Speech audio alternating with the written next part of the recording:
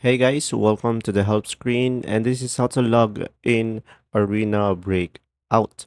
So guys, when you just downloaded the game, it will install some additional files as you can see over here, and just wait for it to process.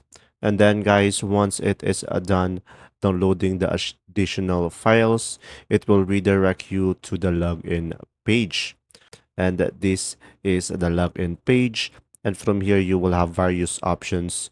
You can either log in as a guest, log in as a Facebook, or log in with Google.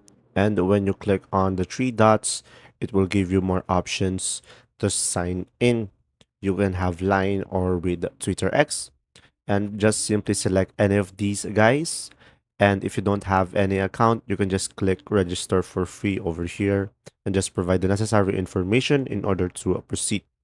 And guys, once you have selected your preferred login, it will let you select your region over here and just click this box and click on confirm.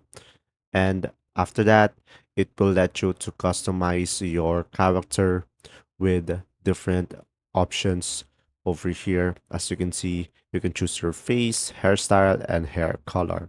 And there you go. If this video was helpful, please like and subscribe, and thanks for watching guys. See ya.